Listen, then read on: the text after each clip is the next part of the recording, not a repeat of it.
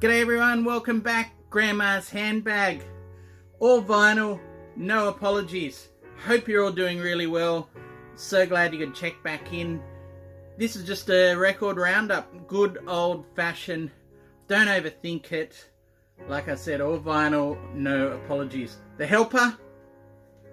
It's got AC/DC on it. Rock or bust.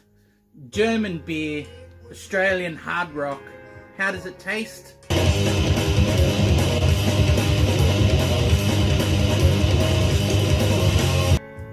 Quite nice actually. Cheers. Anyway, vinyl. Still been pouring in. Let's start off with a couple of 45, shall we? I can't resist a good one when I see one. A good 45. David Bowie, Fashion, Scream Like a Baby. On my mythical jukebox turntable, Wurlitzer. That guy would definitely have a place on there, so I wouldn't leave him out for a second. Put in a recent order across in Germany, and I'll bore you with a story in a future episode on that. Picked up a flexi disc of The Church, Warm Spell, and to be honest, I don't know this track. I think it's around about 85, 86, so heyday, excuse me, just before Starfish, I'm thinking. Single-sided flexi, Bucket Full of Brains magazine. I think that's a Euro or a UK mag. Alright, this one, look, I'm not a big Nick Cave fan, but there's things I like. Maybe I'm just a basic bitch for Nick Cave, but if this is basic bitch, you know, shoot me. The Ship song, beautiful. So this is an original Aussie press. It's got a little promotional sticker on the back there. I don't know why, a little bit surprised that this did get a local release, but I mean, it's Nick. He's us. He's one of us, isn't he? Yeah, Ship song and the Train song. $5.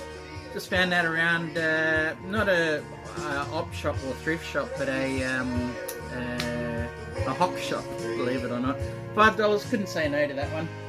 Again, another one coming in from Germany. We've got a 12-inch, shoegaze 12-inch, and I've got to say, probably my favourite track of Chapter House. So Chapter House, one of the Oxford groups, shoegaze. I think this is either 90 or 91. Early dedicated, I think it is. So yeah, 45, and man, does it sound good. You can tell it's from 91 as well because it's got that drum break. You know those ones that just instantly date the 90s?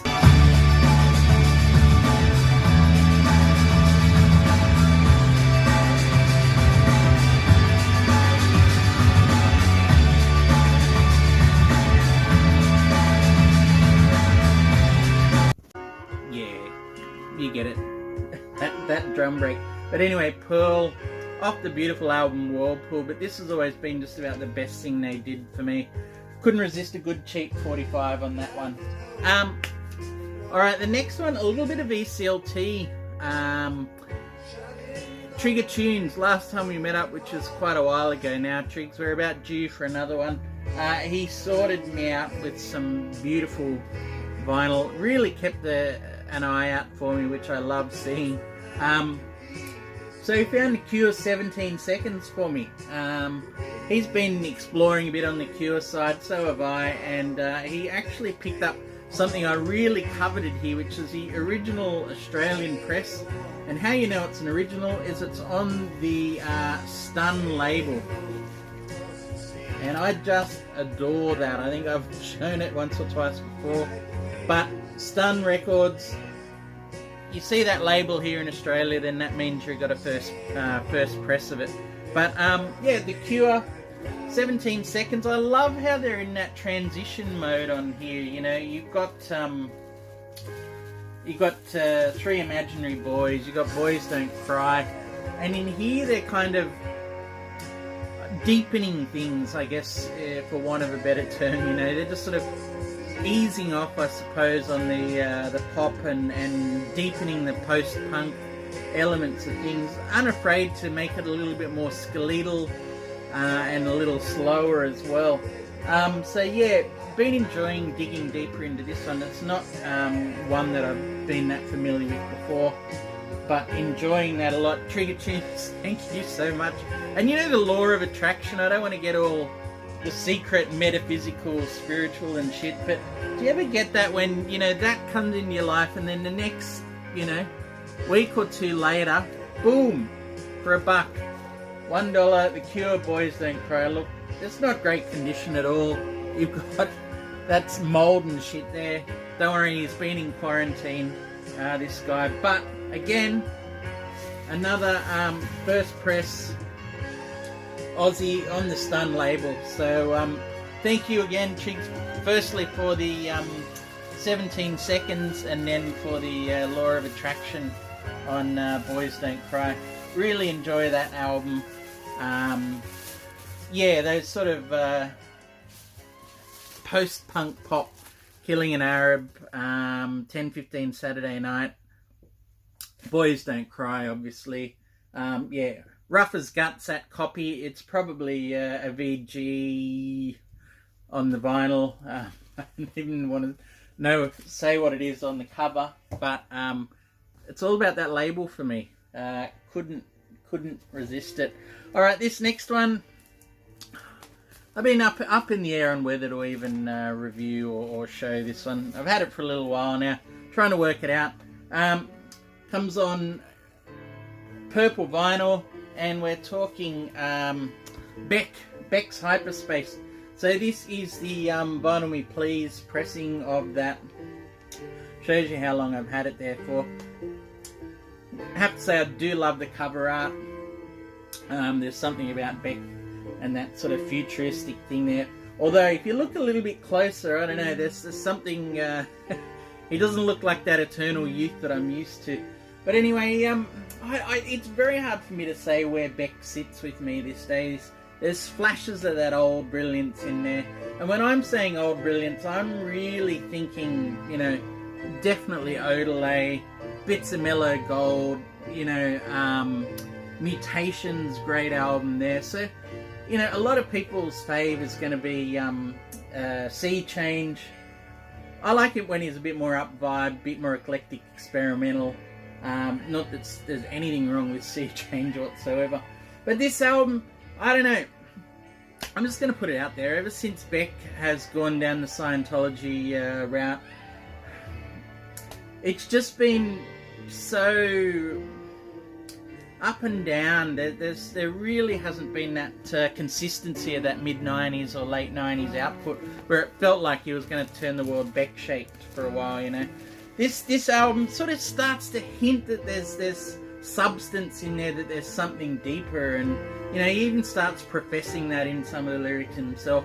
I've been to some deep, dark places. The problem is it's just not that convincing for me, you know. Moments there where it does actually start to channel the album title Hyperspace, but other times it just makes me more think or feel like, you know, it's a inarticulate speech of the heart, to put a fellow brethren's title in his mouth there. Anyway, Aussie stuff. Now this is a CD collection from originally about 99 or 2000, maybe 98 even. Basically putting two EPs that they put together. This is Sandpit with the hunting picture. So two EPs, 95 and 96. One on side one, the other side two. And so yeah, we're talking 90s alternative rock, you know, swinging between that sort of angular, difficult almost sounding stuff, and then some much more straight ahead, you know, orange amplifier, jump on the pedal box distortion and just slash away at it, you know. I love it. I'm going to leave you with a sample of this one. Just what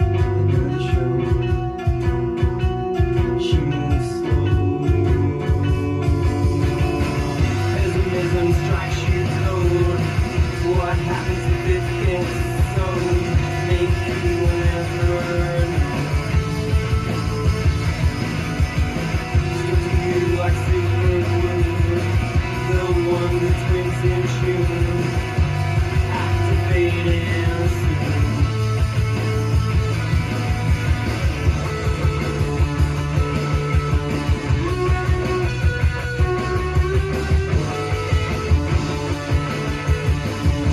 last year, pandemic year, I was all set to go across to Europe.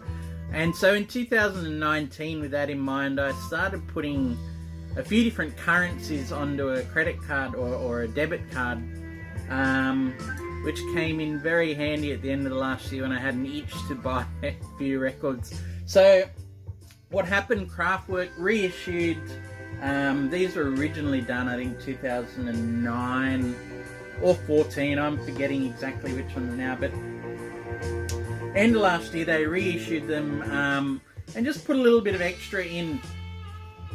So you've got your inner there. Alright, they're going to make a liar out of me because I've misplaced most of these generally have a booklet. Actually this one technically wasn't standard black, so that was the original 2014, but you will notice German language version, which was crucial for me. So here we go. This is now probably more what I'm talking about. So again, European version, Craftwork, Trans-Europe Express, and here's what I was talking about in here. They include these art booklets. Not gonna lie, I prefer the original art compared to the remixed artwork, but still some lovely photographs and things in there that do it justice. To me, that's how I really remember Craftwork, or always think of them as such. That sort of retro, nostalgic kind of 1970s, harking back to the 1930s, futurism. Love it, can't get enough of it. Yeah, so beautiful booklets, and they all also came in a coloured vinyl. So I thought, while I've been hanging out for the European variants, let's just go for this, hey? Yeah. Pressed in... Honestly, I thought they were pressed in optimal media. Can't verify that for sure right now. Pretty sure they're going to be European pressed at any rate. Sounding good. Did they come from Digital Masters? I believe that they probably did. I don't think there's been an all analog signal path, and for some people, not a fan of that. I can't complain. I mean, they're all beautifully recorded anyway. Anyway, so these things certainly help wind back that currency account of mine here. But the two that I really been enjoying are the two that I just haven't given a lot of shrift to. Now, you guys can shoot me down on this, but I used to have the CD of this guy and gave it away. I just thought it was one of their lesser albums. Now, reasoning I'm saying I thought it was a lesser album is I would just never listen to side 2. I could never ever get past, the title track, all of side 1, all 22.5 minutes of it. Autobahn is just sublime, utterly sublime. But when it came to the B-sides, just didn't get it all. But last year, or sorry, maybe even early this year, was reading some Craftwork magazine article stuff that just sort of gave me more of a sense of what's happening here on the B-side. You've got Comet and Melody, Mitternacht and Morgan Spazia Gang. These songs here are kind of telling this tale, I believe, and I'm going to get it all wrong, but Comet Melody, you've got Morgan Spazia Gang, something to do with the morning.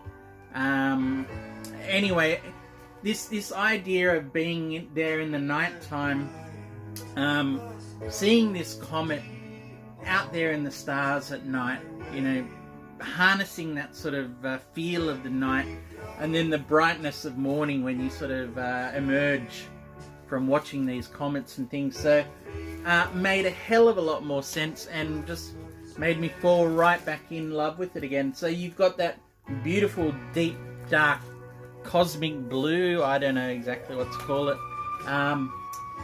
Again, that remixed artwork, not a fan. I prefer that that original one. Like I said, that retro futuristic nostalgia, just can't get enough of it. And that artwork from Emil Schult in there, beautiful, beautiful stuff. So yeah, definitely back on board with that. And the other one that I just gave short shrift to, and absolute idiot for it. I don't know how I thought this was a lesser album than the 70s output. Look, would I say it's better than them? Personally, I'm still more attached to Trans Europe Express and The Man Machine, but my God, beautiful, beautiful album. Absolutely fallen in love with the computer world. What's not to love about it? Pristine, precision, new age, new romantic pop. You know, incredible stuff on the coloured vinyl as well. And this one also containing those booklets. So yeah, very, very happy to have waited to be able to get these versions. So becoming ever more machine-like, beautiful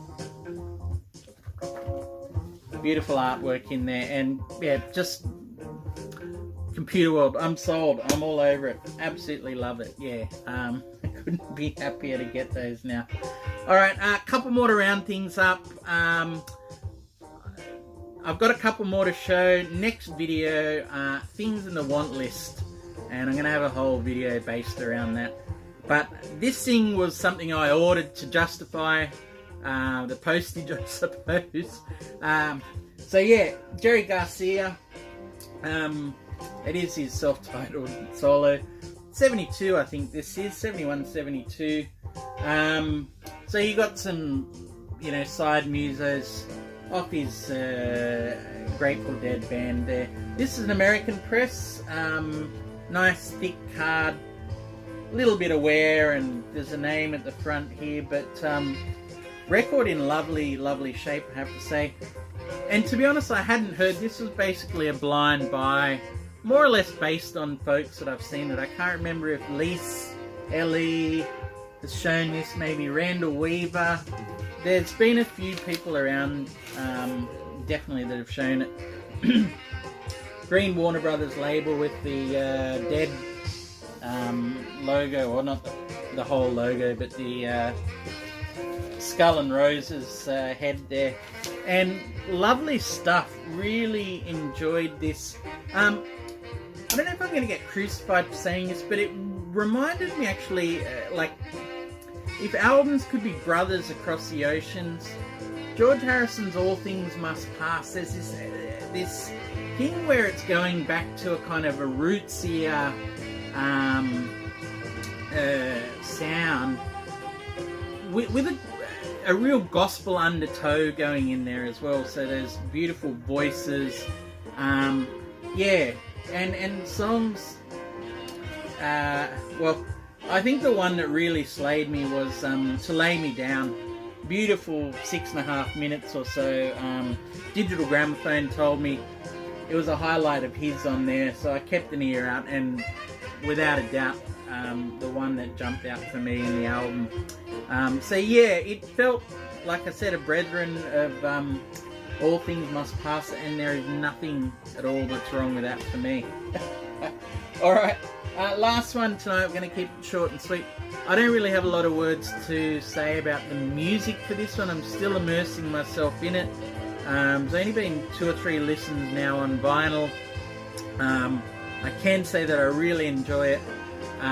It is Thelonious Monk Quartet, Monk's Dream. Yeah, I wish I had a language for jazz. I'm going to build up to it one day.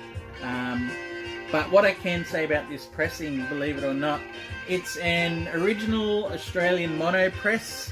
And I actually couldn't believe this was given free. My brother-in-law was keeping an ear out for me, and he heard a friend of his from work was just getting rid of some records. A lot of them were surplus to requirements for me, but this was the absolute standout on there.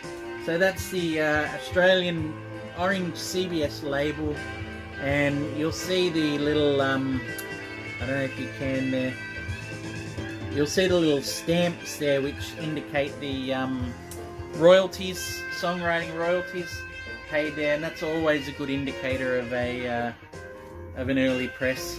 There wouldn't have been a lot of reissues on these in Australia. I can imagine a fairly limited market, but for a copy in just gorgeous, I mean it's got to be a strong BG Plus on their cover, and easily that again on the vinyl.